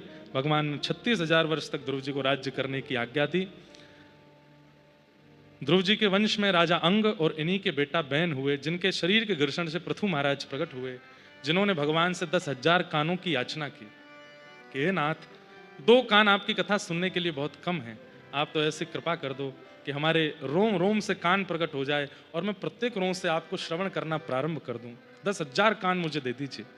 ऐसे पृथु महाराज, ये प्रार्थना कृष्णदास जी ने भी की है। रोम रोम होऊं मैं तो श्रवण मई रे, कृष्ण नाम जबते श्रवण सुनोरी आली, भूली री भवन में तो बावरी भई रे। बहुत सुंदर पद हमारे पूज्य नाना जी गाते थे। कृष्ण नाम जबते श्रवण सुनोरी आली, भूली री भवन में तो बावरी भई रे। कृष्ण नाम नाना जी सुनाते थे कि कोई गोपी यमुना जल भरने के लिए गई, और जैसे ही यमुना जल भर रही थी अपनी एक सखी को संग लेकर के गई है। बोले क्या? बोले जैसे ही कृष्ण आते दिखें या कोई कृष्ण कृष्ण बोलता दिखे तो तू मुझे सावधान कर देना, मैं भाग जाऊंगी। क्यों? क्योंकि वो दिखते हैं और उनका नाम मेरे कानों में पड़ता है तो मैं बेसुध हो जाती हूँ, और फिर उसके बाद मेरी गतिविधि मेरे हाथ में नहीं रहती, और घर पर जो सास ननद मुझे डांटती हैं वो अलग बात है। तो तू जब अगर दिखे कृष्ण आ रहे हैं या कोई उनका नाम बोल रहा है, मुझे सावधान कर देना। देखती हुई कहीं से कन्हैया तो नहीं आ रहे, कोई कृष्ण नाम बोल तो नहीं रहा है, सावधान करती हुई एक सखी उसको लेकर के यमुना तट पर गई। जल्दी जल्दी यमुना जल भर रही है कि कोई कृष्ण ना बोल दे, कहीं कृष्ण ना आ जाए। यमुना जल भर ही लिया था कि उसी समय यमुना पल्ली पार ठाकुर जी गैया चरा रहे थे, और गैया चरा करके वापस नंद भवन जाने का समय हुआ तो ठाकुर जी आहा एक वृक्ष के ऊपर चढ़ के, कभी किसी टीले पर चढ़ के, कभी किसी पर्वत पर चढ़ करके अपनी कारी धौरी गैयाओं को बुला रहे हैं। अरे श्यामा तू कहां को चरवे चली गई, जल्दी आजा, नंद भवन जावे को समय आ गयो है। पहले तो ठाकुर जी का स्वर सुनाई दिया, और ठाकुर जी का स्वर सुनते ही वो मटकी बस वहीं रुक गई। तुरंत नेत्र बंद करती है, हाथ पैर कांपने लगे। सखी ने कहा क्या हुआ? बोले कृष्ण तो नहीं कहा किसी ने। बोले कृष्ण नहीं कहा, कृष्ण ही कह रहे हैं। ये स्वर सुन रही है, ये उन्हीं का स्वर है। मैं तेरे हाथ जोड़ती हूँ, तेरे पैर पड़ती हूँ, मुझे कैसे भी घर ले जा, मैं रुक नहीं पाऊंगी। अगर इन्होंने एक शब्द और कुछ कहा मैं यहीं बेसुध हो जाऊंगी। वो सखी बोली तैने पहले क्यों ना बताई, तैने कही कृष्ण नाम से तुको दिक्कत हो गए, कृष्ण को देखवे से हो गए, अब कृष्ण बोलेंगे, ये तैने मुझको नहीं बताई। इतने में ठाकुर जी फिर से चिल्लाए, आहा गाय बुलाई धूवरी ऊंची टेर सुनाए। हाथ ऐसे अपने दोनों मुख पर रख करके ठाकुर जी गैयाओं को बुला रहे हैं। अरे धौरी कहां को चली गई, अरे श्यामा कहां को गई, अरे गौरी जल्दी आजा, नंद भवन में यशोदा मैया बाट निहार रही है। अब वहां तो वो जैसे ही सुनती है, यहां उस सखी की स्थिति विचलित होती चली। इतने में ही मधुमंगल बोल पड़े, अरे कन्हैया तू कहां है। कन्हैया नाम सुनते ही तो बस हाथ से मटकी गिरी, और बेसुध होकर के नेत्रों से अविरल अश्रुधार चल रहे हैं। उस गोपी ने खूब जल का छिड़काव किया, जैसे तैसे होश में आई। पूछने लगी तेरे को होता क्या है कृष्ण नाम सुन के। तब वह गोपी ये पद गाती है, कृष्ण नाम जब ते श्रवण सुनो नियाली, कृष्ण नाम जब ते श्रवण सुनो नियाली, भूली री भवन में तो बाबरी भई रे, भूली री भवन में तो बाबरी भई, भूली री भवन में तो बाबरी भई रे, भूली री भवन। अपनी स्थिति बता रही है, कैसी स्थिति हो जाती है। भर भर आवे नैन चित्त ना परत चैन, भर भर आवे नैन चित्त ना परत चैन, मुख हूँ न आवे बैन दशा कछु और है, मुख हूँ न आवे बैन। भैया ये सुन लीजिए, गा लीजिए, क्योंकि इस स्थिति आज देखने को नहीं मिलेगी या हो भी नहीं सकती, और प्रार्थना करना होवे भी ना, क्योंकि जैसे कलिकाल बढ़ रहा है ये स्थिति ना हो तो अच्छा है। आपको पाखंडी, पागल और ना जाने क्या क्या नामों से फिर उद्घोष कर दिया जाएगा अगर ये स्थिति बन गई तो।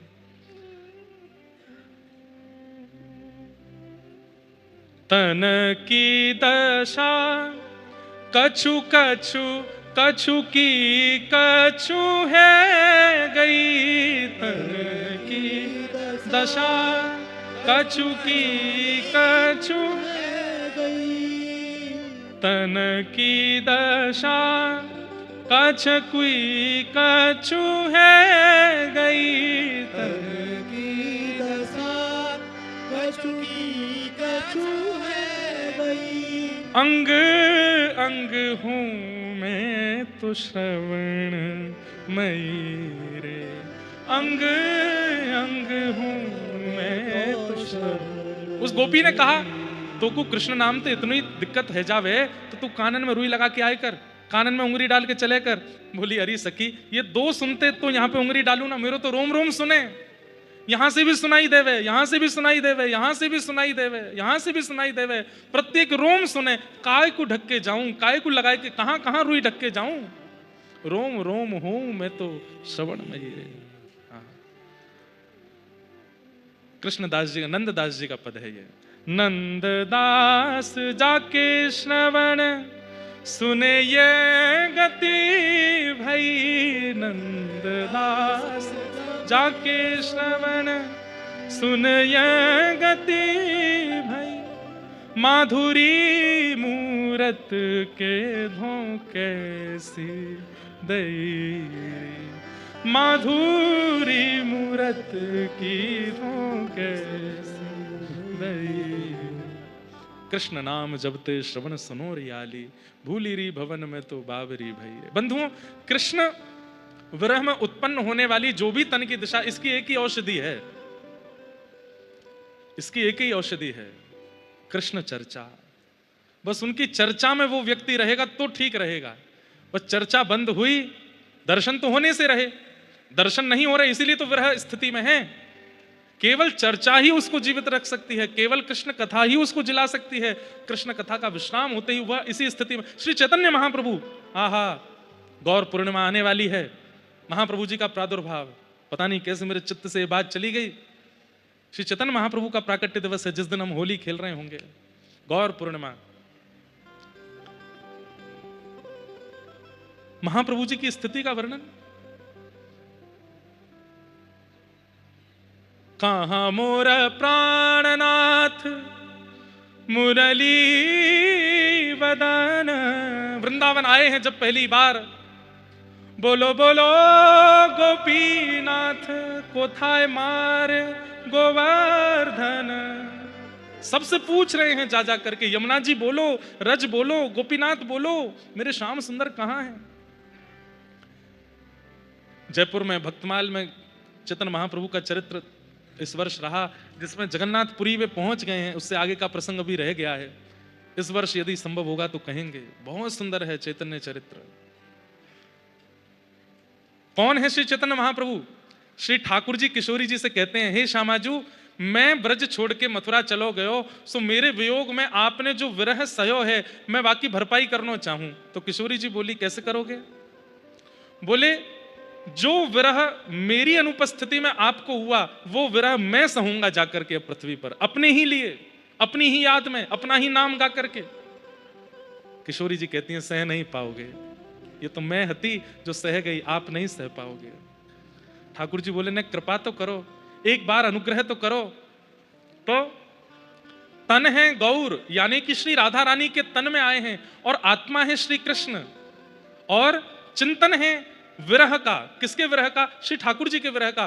प्रिया जी जिस विरह में रहती हैं वृंदावन में कृष्ण के, उस विरह में श्री चैतन्य महाप्रभु आकर के धराधाम पर रहे। गौर तनु अभी पूर्णिमा के दिन प्रकट होंगे। यदि अवसर लगेगा कल या परसों में श्री चैतन्य चरित्र के कुछ अंग जरूर कहूंगा, और उस दिन तो महाप्रभु जी का प्रादुर्भाव है, उस दिन वही सुनाएंगे। आहा, बहुत सुंदर है उनकी स्थिति का वर्णन। अरे जगन्नाथपुरी की लीला में वर्णन आता है कि श्री चैतन्य महाप्रभु जब कृष्ण विरह तन में होता था तो दौड़ करके जाते थे, खंबे से टकरा गए हैं, पत्थरों से टकरा गए हैं, दीवार में जाकर के टकरा गए। गंभीरा की स्थिति ऐसी कि हर सारी हड्डियों के जो जोड़ होते थे, उन जोड़ों से हड्डियां खिसक जाती थी। राय रामानंद आदि जो सेवक चैतन्य महाप्रभु की सेवा में रहते थे, वो बैठ करके महाप्रभु जी के अंगों को सीधा करने का प्रयास करते थे, तो पीड़ा होती थी।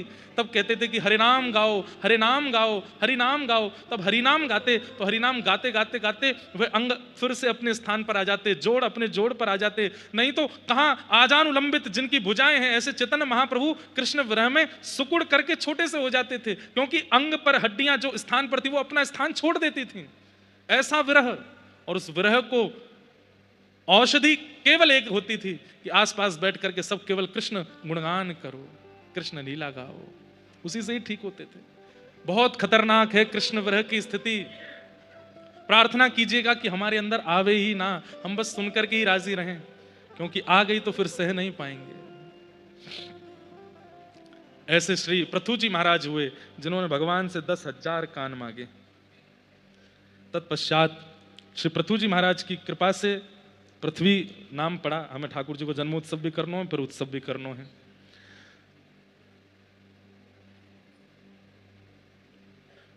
ऋषभदेव भगवान के 100 पुत्र अपने पुत्रों को ज्ञान उपदेश देते। सबसे बड़े पुत्र का नाम भरत, वही अपने तृतीय जन्म में जर भरत बने और रहुगण के साथ उनका संवाद हुआ। भूगोल खगोल नरकों का वर्णन करते हुए अजामिलोपाख्यान। तत्पश्चात वृत्रासुर स्तुति सुनाई गई। वृत्रासुर की पावन स्तुति के पश्चात उनके पूर्व जन्म चित्रकेतु के रूप में वे राजा थे, उस कथा को सुनाया गया। तत्पश्चात श्री हिरण्यकश्यप के यहाँ पर प्रहलाद जी महाराज का प्रादुर्भाव और भगवान नृसिंह बनकर के प्रकट हुए। बोलो नृसिंह भगवान की। नृसिंह बनकर के ठाकुर जी आए। श्री प्रहलाद जी महाराज ने खूब सुंदर स्तुति गाकर के श्री नृसिंह भगवान को प्रणाम किया। सत्यम विधातुम निज भृत्य भाषितम व्याप्तिम च भूते स्वखिलेषु चात्मनः अदृश्यतात्यद्भुत रूपमद्वहम स्तंभे सभाया न मृगम न मानुषम। भगवान नृसिंह बनकर के प्रकट हुए। बोलो नृसिंह भगवान की जय। हिरण्यकश्यप का वध करके भगवान ने प्रहलाद जी के ऊपर अनुकंपा की। तत्पश्चात भगवान के बलि वामन अवतार की कथा, देवासुर संग्राम, गजेंद्र मोक्ष सब श्रवण कराए गए। सूर्यवंश के राजाओं की कथा सुनाई गई। गंगा अवतरण आदि सब विषय सुनाए गए। प्रभु श्री राम का प्रादुर्भाव सुनाया गया। गुरुवर थे त्यक्त राज्यो व्यचरदनुवनम पद्म पद्भ्याम प्रियायाः पाणिस्पर्शा क्षमाभ्याम व्रजत पथरुजो यो हरिन्द्रानुजाभ्याम वैरूप्या शूर्पणख्या प्रिय विरहरुष रोपितब्रो विजम्भ तस्ताब्दिर्वद्ध सेतु खलदवदहन कौशलेन्द्रोवतान्नः। बोलो राजा रामचंद्र भगवान की। सूर्यवंश की कथा के बाद चंद्रवंश की कथा सुनाई गई। इसी वंश में प्रभु श्री कृष्ण का प्रकट हुआ। आज कथा क्रम के अनुसार ठाकुर जी का जन्मोत्सव हम कर लेते हैं और फिर अभी ठाकुर जी के लट्ठमार होली और जलेबी उत्सव होने वाले। हमने तो कई भैया अपने लट्ठ और भाल लेके आई हो, कोई सो लेके आयो नहीं है, लेकिन अब लट्ठान के रूप में कहा पड़ेगा, हाथ ही मार दियो एक दूसरे में। और भाई लोग हाथन कोई ढाल बनाए के बचली हो, यही होएगा और तो कहा ही करेंगे। पहले ठाकुर जी को प्रकट कर लें तो ठाकुर जी के प्राकट्य के भाव से जलेबी उत्सव होएगा और होली के भाव से आज लट्ठमार रह जाएगी। कथितो वंश विस्तारो भविता सोम सूर्ययो राज्ञाम चोभय वंशानाम चरितम परमाद्भुतम। एक आध मैया ने तो कोई ये फोन कियो है, जल्दी लट्ठ लेके आओ महाराज जी मंगवा रहे हैं। आए गए, इतने आए गए, हजारें लट्ठाएं का। अच्छा हम ऊपर वाले इनके काजी आए बस हैं?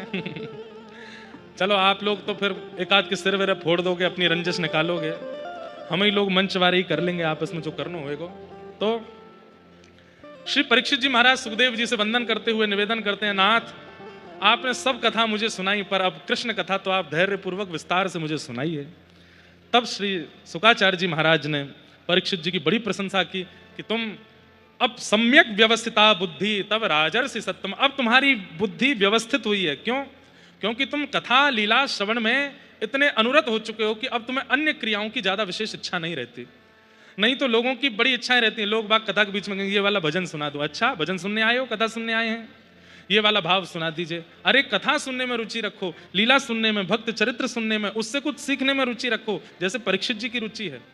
परीक्षित जी कहते हैं ना निद्रा है, ना भूख है, ना प्यास है, बस एक ही बात है कि आप तो केवल कृष्ण लीला मुझे सुनाओ, उन कृष्ण के मधुर प्रसंगों को मुझे सुनाओ। वसुदेव ग्रहे साक्षात भगवान पुरुष पर जनिष्यते तत्प्रियार्थम सभवन्तु सुरस्त्रियः। भगवान ने आकाशवाणी करके पृथ्वी से कहा कि हम वसुदेव जी के घर साक्षात अवतार लेने वाले हैं, हे पृथ्वी देवी आप निश्चिंत हो जाओ। भगवान की इस आकाशवाणी को सुनकर के सारे देवी देवता अलग अलग रूप बना करके ब्रजमंडल में आ गए। कंस उग्रसेन का पुत्र है, उग्रसेन के भाई का नाम है देवक, जिनकी बेटी है देवकी। कंस ने अपनी चचेरी बहन देवकी जी का विवाह वसुदेव जी के साथ संपन्न किया, जो कि सूरसेन के पुत्र हैं। अपनी बहन को विदा करने के लिए जा रहा था। क्यों? ताकि मथुरा नगरी में एक सद संदेश पहुंचे कि कंस हृदय का बहुत अच्छा है। देखो अपनी बहन का विवाह कर रहा है, कन्यादान कर रहा है, रो रहा है, विदा करने स्वयं जा रहा है। ये मथुरावासी मेरे प्रति थोड़ी अच्छी भावना रखेंगे, मेरे को पूजने लगेंगे, इसलिए ये सब आडंबर कर रहा था। लेकिन तभी देवताओं ने आकाशवाणी करके कह दिया कि इन्हीं का 8वां गर्भ तेरा काल होगा। आडंबर व्यक्ति जब करता है, पाखंड व्यक्ति जब करता है, वो काल से बहुत डरता है, और काल का भय जब उसको होता है तो वो अपना समस्त आडंबर छोड़ देता है। तुरंत भूल गया कि मुझे रोना था, सब लोग देख रहे हैं, तलवार निकाल करके देव की मैया का सर धड़ से अलग करने लगा। तभी वसुदेव जी ने चरण पकड़ के कहा, सब बालक हम तुमको देंगे, इनको मत मारो। बात मान करके देव की मैया को छोड़ दिया। 6 बालकों को कंस ने मार दिया। 7वें बालक के रूप में श्री बलराम जी महाराज पधारे, परंतु योग माया की सुंदर लीला के कारण वे रोहिणी मैया के गर्भ में स्थानांतरित हो गए और 7वां बालक गर्भ में नष्ट हुआ, ऐसा समाचार कंस को मिला। 8वें बालक के रूप में भगवान श्री कृष्ण पधार रहे हैं। सैनिक बढ़ा दिए, हथकड़ियां लगा दी, बेड़ियां बांध दी, कहीं से भी निकल के भागने ना पाए, सारी योजनाएं बना दी, पर सब योजनाएं विफल हुई।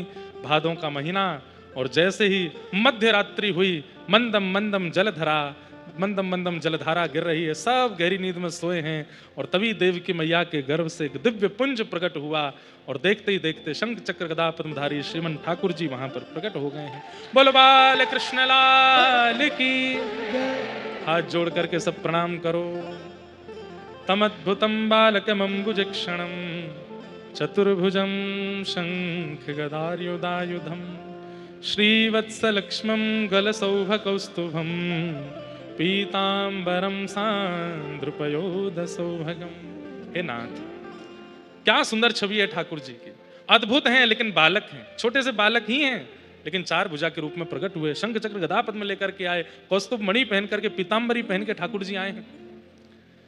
देवकी मैया ने कहा, नाथ हमने आपसे कहा था कि आप हमारे यहाँ संतान बन के आना। ठाकुर जी बोले, हम आ तो गए, आपके गर्भ से ही आए हैं। तो ठाकुर जी आप दैत्यों के लिए आते हो कि भक्तों के लिए आते हो? ठाकुर जी बोले, भक्तों के लिए आते हैं। तो फिर शंख चक्र लेकर के क्यों आए हो? बोले, मैया जन्म लेते ही मामा कंस मारने आता, इसलिए उसको मार देंगे हम, इसलिए हम शंख चक्र लेके आए। तो फिर देव की मैया बोली, अपनी बात बदलिए, आप भक्तों के लिए नहीं दैत्यों के लिए आते हो, तभी तो शंख चक्र लेके आए हो। छोटे लाला बन जाइए ना। आपने कंस की चिंता की, मेरी चिंता नहीं की। और यही आपने किया था, गजेंद्र ने पुकारा, ग्राहक आकर के उद्धार पहले किया। अरे कंस रूपी ग्राहक के चंगुल में हम गजेंद्र फंसे हैं, इस बार वो गलती मत कीजिए नाथ, पहले गजेंद्रों को उबारिए, बाद में ग्राहक को देखिएगा। ठाकुर जी बोले, मैया आपकी बात तो सत्य है, लेकिन अब आप चाहती हैं कि मैं बालक बन जाऊं, छोटा लाला बन जाऊं, तो फिर मैं पूर्ण रूपेण बनूंगा।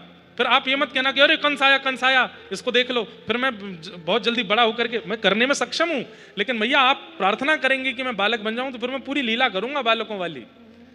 लेकिन कंस में यहाँ जेल में लीला कैसे होगी? तब ठाकुर जी ने युक्ति बताई। बोले, अभी अभी यशोदा मैया ने लाली को जन्म दिया है गोकुल में, आप मुझे उनके यहाँ सुला दो, उनकी लाली ला के यहाँ रखो, 11 साल में वहां बढ़िया लीला, मैया ऐसी लीला करके आऊंगा कि कालांतर में जितनी भी माताएं होंगी सब देवी की बनकर के मेरी उन लीलाओं को सुनकर के आनंदित हुआ करेंगी। पर उसके लिए आपको 11 वर्ष का विरह सहना पड़ेगा, आपको 11 वर्ष का विरह सहना पड़ेगा। हम आप सबको ये लीलाएं प्राप्त हुई, इसमें बहुत बड़ा तप देव की मैया का है। 11 वर्ष बिना अपने लाल को देखे कारावास में बिताए हैं उन्होंने, इसीलिए देव की मैया को प्रणाम किया करो, उनकी कृपा से ही हमको ये सब रस मिल रहा है। कैसे जाएंगे गोकुल? ठाकुर जी बोले, आप बस मुझे गोद में लो, मेरा आश्रय लेते ही व्यक्ति के सारे बंधन खुल जाते हैं, हथकड़ी बेड़ी कौन सी बड़ी बात। जैसे ही वसुदेव जी ने गोद में लिया, हथकड़ियां खुल गई, बेड़ियां खुल गई, सारे ताले खुल गए, दरबान सोने लगे। वसुदेव जी लेकर के ठाकुर जी को पहुंचे कहां? गोकुल। मार्ग में यमुना जी पड़ी, यमुना जी ने मार्ग प्रदान किया, आकाश में रिमझिम वर्षा हो रही है, ठाकुर जी गोकुल पहुंचे हैं। जय हो, बोलो नंद के लाला की जय। भैया नीचे मत बैठाओ, ठाकुर जी सुनो, ये जलेबी वाले स्थान पे बैठ जाएंगे हैं? अच्छा पलना है तो फिर लाओ। अब भाई लाला पलना झूले को, फिर नेक देर में सबन की आंखन में रंग डारे को, जन्म लेते ही उधम मचावे को। बोलो नंद के लाला की जय। वाह, तो वहां बाद में बैठी हूँ, यहीं दे दो, अभी थोड़ी देर आ जाओ।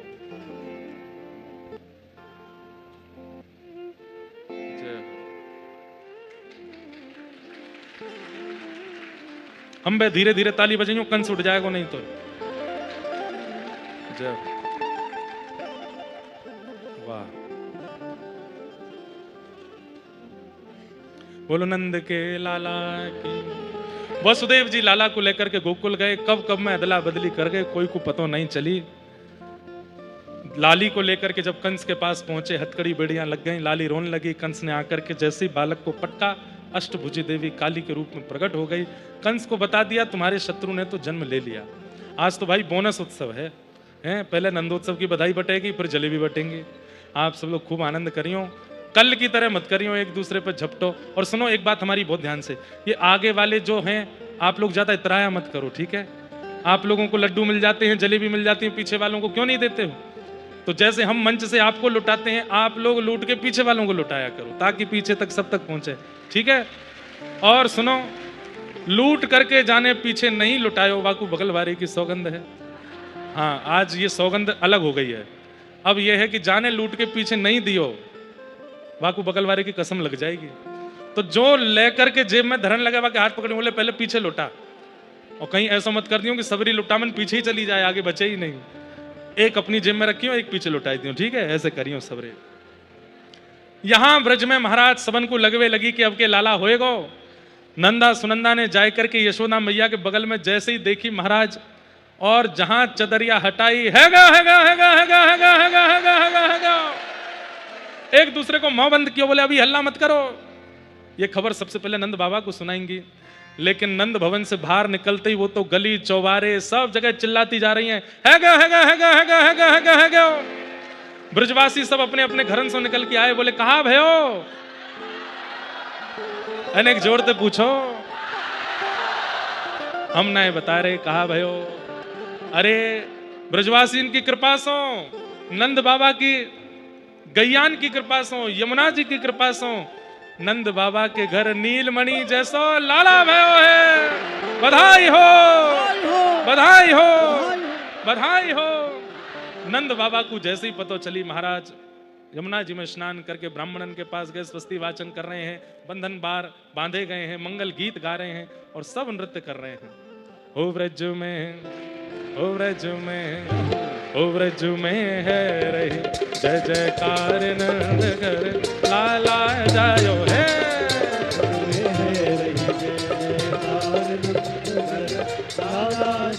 हाँ हाँ ब्रज में है रही जय जयकार नंद घर लाला जायो है। ब्रज में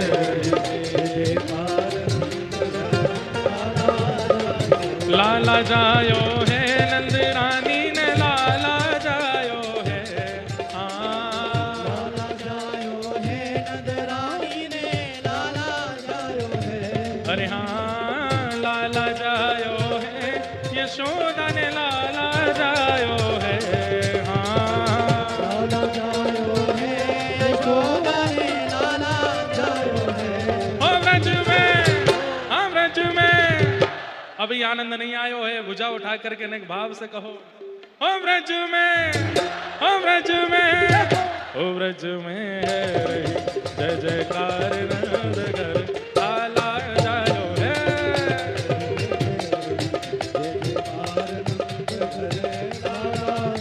हाँ ब्रज में है रही जय जयकार नंद घर लाला जायो है।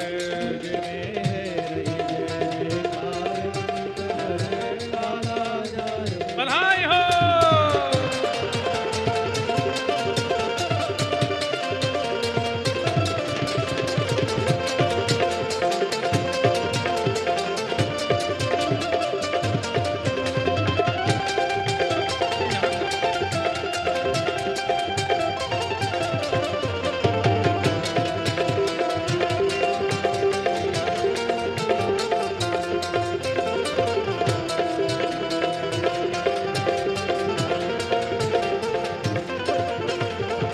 ब्रज 84 कोस में भैया, ब्रज 84 कोस में भैया, सब कहें धन्य यशोदा मैया, सब कहें धन्य यशोदा हे हे यशोदा मैया, हाँ यशोदा मैया। यशोदा मैया। ब्रज 84 कोस में भैया, सब कहें धन्य यशोदा मैया, सब कहें धन्य यशोदा मैया। 80 साल की आयु में सुत ऐसो जायो है। हाँ 80 साल की आयु में सुत ऐसो जायो है। ओ व्रज में, ओ व्रज में, ओ व्रज में है रे जय जयकार नंदघर लाला जायो है।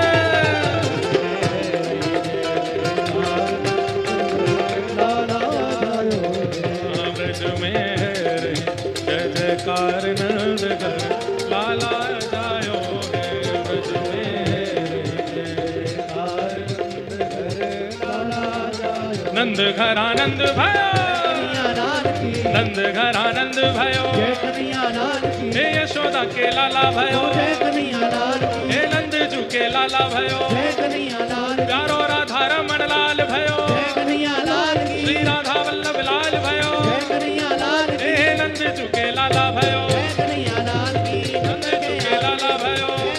ब्रज में है रही जय जयकार नंद घर लाला जायो है। नंद के लाला की जय हो।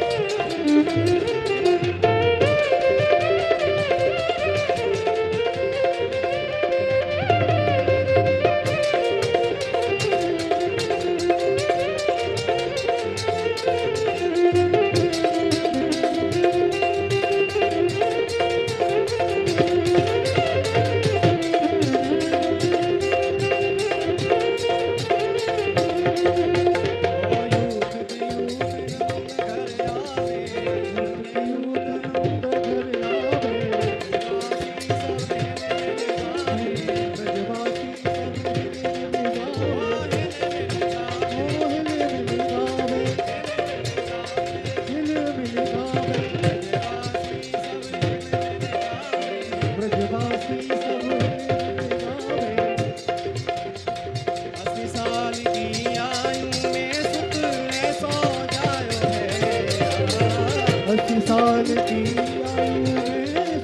ऐसो जायो है। ओ ब्रज में, ओ ब्रज में, ओ ब्रज में है जयकार नंदघर लाला जायो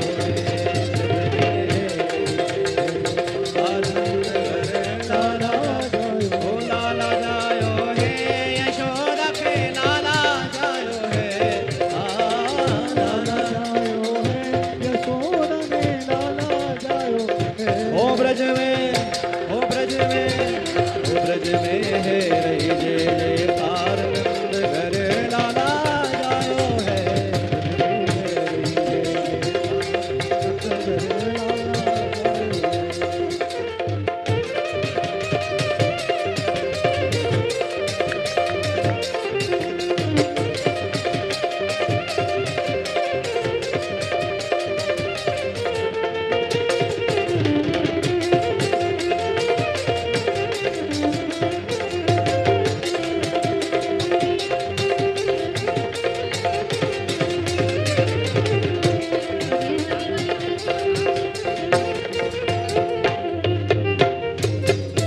यूथ नंद घर आवे, यूथ नंद घर आवे, यूथ नंद घर आवे, नंद घर आवे।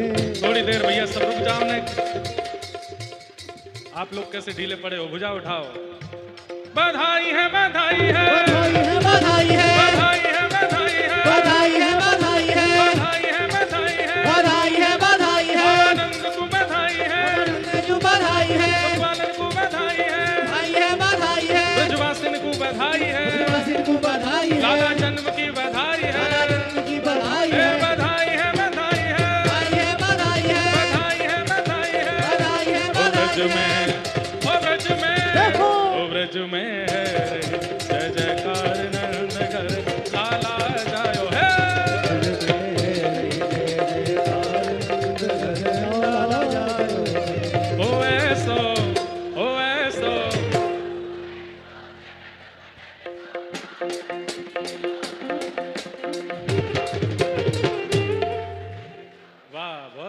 भुजा उठाओ। लोकन हूँ मैं नाय, तीनों लोकन हूँ मैं नाय, हाँ। लोकन हूँ मैं नाय, तीनों लोकन हूँ मैं नाय। ओ ऐसा, ओ ऐसा, ओ ऐसो चटक मटक सो ठाकुर, तीनों लोकन हूँ मैं नाय। ऐसो चटक मटक सो ठाकुर, तीनों लोकन हूँ देखो, मैं नाय। हमारे ब्रज में जब नंदगाम वारे होरी खेलवे जामे तो वो जैसे लगे वैसे ही एक लाला घूम रहा है यहाँ पे। देखो ये शाम सुंदर नीचे वो डोल रहा, ऐसे ही पाग मत दिखा भाई, कैमरा वाले कहाँ है, इनको दिखा। लाला ऊपर आजा, सबन को दर्शन हो जाएंगे तेरे। ऐसी पाग बांध के आनो 1 तारीख को सबन ने, सिर पे पाग बांध के, वो पाग खुले नहीं नीचे से, ऐसे जैसे हेलमेट पहने का है। ओ ऐसा, ओ ऐसा, ओ ऐसो चटक मटक सो ठाकुर, तीनों लोकन हूँ मैं नाय। ओ ऐसो चटक मटक सो ठाकुर, तीनों लोकन हूँ मैं नाय। लोकन हूँ मैं नाय, तीनों लोकन हूँ मैं नाय। लोकन हूँ मैं नाय, तीनों लोकन हूँ मैं नाय। अरे ऐसा, ओ ऐसा, ओ ऐसो चटक मटक सो ठाकुर, तीनों लोकन हूँ मैं नाय। ओ ऐसो चटक मटक सो ठाकुर, तीनों लोकन हूँ मैं नाय।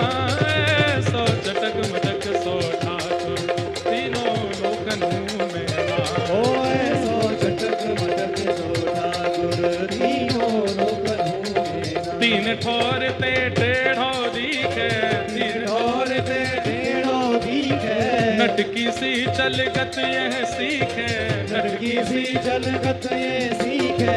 तिरछे नैन चलावे तीखे, तिरछे नैन चलावे तीखे, सब देवन को देव, हाँ सब देवन को देव हाँ, सब देवन को देव, हाँ सब देवन को देव। तो ये ब्रज में घेर गाय, हाँ सब देवन को देव तो हुए ब्रज में घेरेगा। ओ ऐसा, ओ ऐसा, ओ ऐसो चटक मटक सो ठाकुर, तीनों लोकन हूँ मैं नाय। ऐसो चटक मटक सो ठाकुर, तीनों लोकन हूँ मैं नाय। हाँ ऐसो चटक मटक सो ठाकुर, तीनों लोकन हूँ मैं नाय। ओ ऐसो चटक मटक सो अब ठाकुर, तीनों लोकन श्री ठाकुर जी के उत्सव की बधाई हो, बधाई हो, जन्मोत्सव की बधाई हो, बधाई हो। बधाई हो। आप सबको लाला के जन्मोत्सव की बधाई।